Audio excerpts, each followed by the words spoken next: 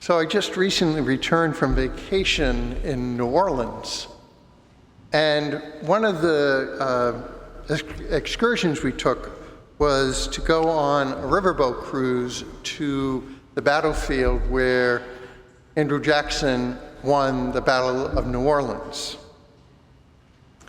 And it was interesting because I used the GPS, we were walking there, but I used the GPS to get us to where we were going because it wasn't right near where we were staying.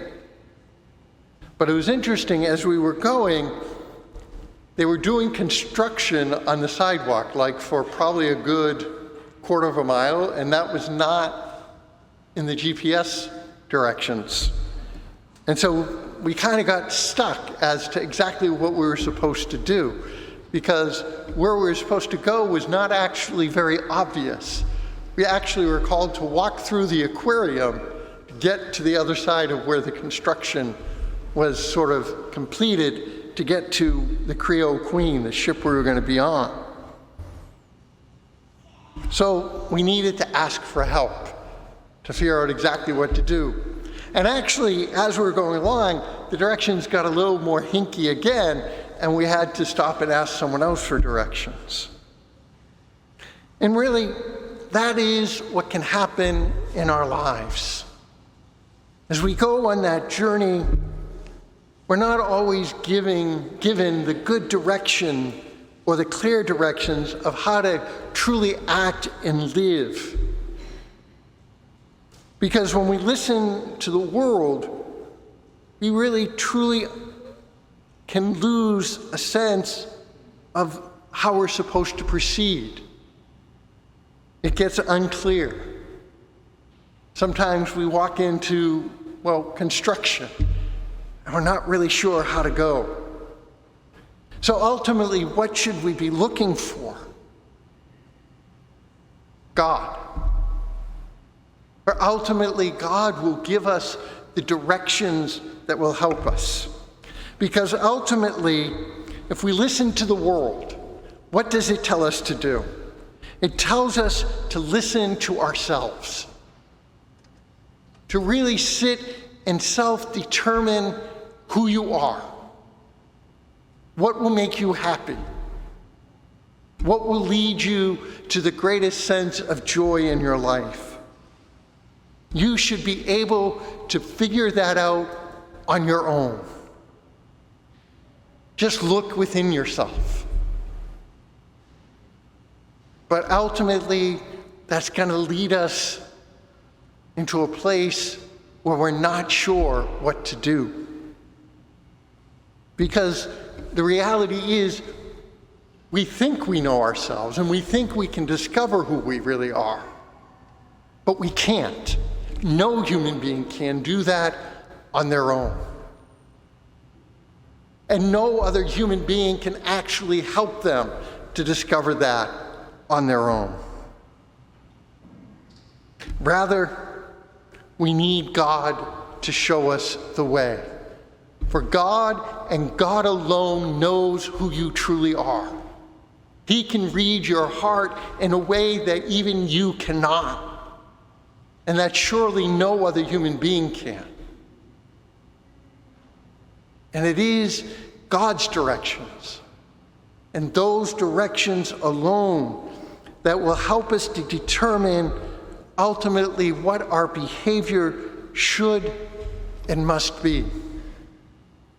For if we sit and listen to the world about what our direction should be, what our behavior, what our action should be, it will lead us astray. It will bring us to a dead end. It will bring us to construction that we don't know how to get around.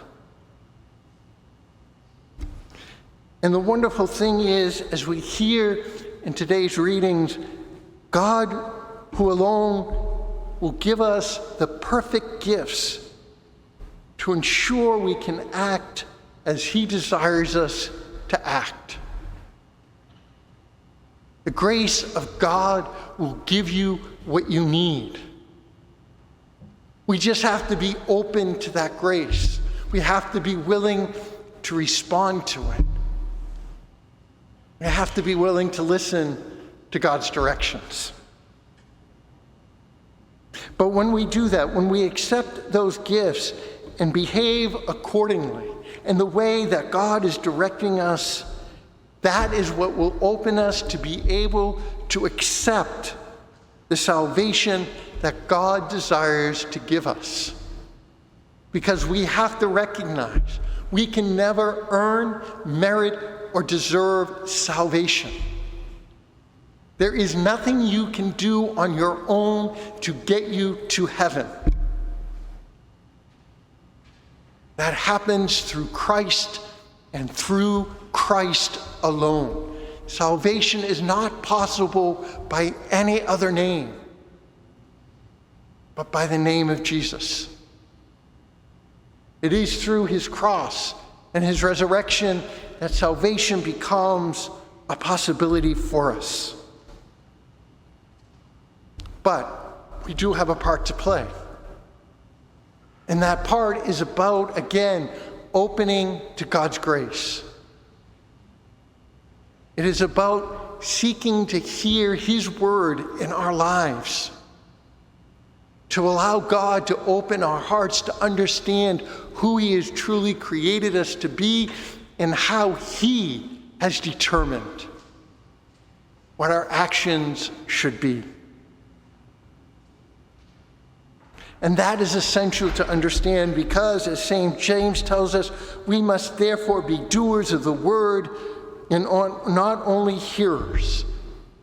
We're not allowed to sit on the sideline. Christian life is an active and faith-filled reality.